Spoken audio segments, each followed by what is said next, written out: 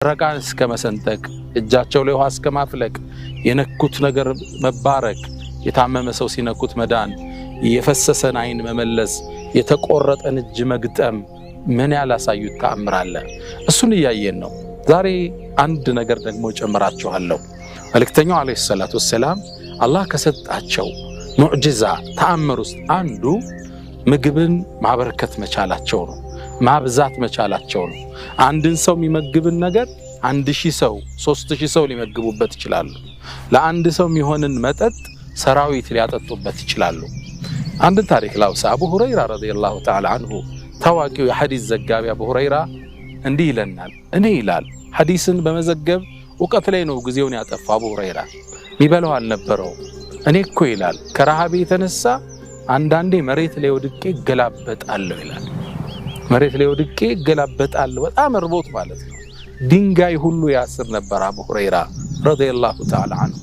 እንዲህ ነው እንግዲህ ለፍተው ዲኑን ያቀበሉና አንዴ በጣም ራበኝ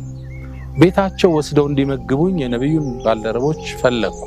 መንገር ላይ አቡበክርን ጠበቅኩት ሰላምታ ሰጠሁት መለሰልኝ ከዛም እኔ ማቀውን የቁርአን አንቀጽ ጠየቅኩት والله ትርጉሙ ጠፍቶኝ አይደለም ማለት ምናልባት አቡ ሁረይራ የተሻለ ግንዛቤ ሊኖረው ይችላል በዛ አንቀጽ ላይ አቡበክር ሲዲቅም የጠየቅኩትን የቁርአን አንቀጽ አብራርቶልኝ ተሰናብቶኝ ሄደ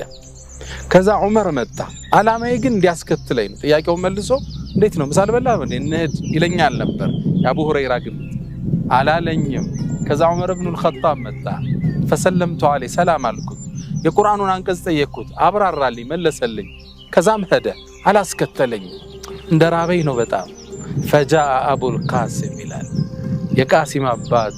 የዓለማት ዝነት ነብይ መሐመድ መጥቶ فرآني ይላል ተከብለው አዩኝ فعرف ما في وجهي وقلبي ፊቴም ላይ ውስጤም ላይ ያለውን ስሜት አወቁ ተከብለው አዩኝና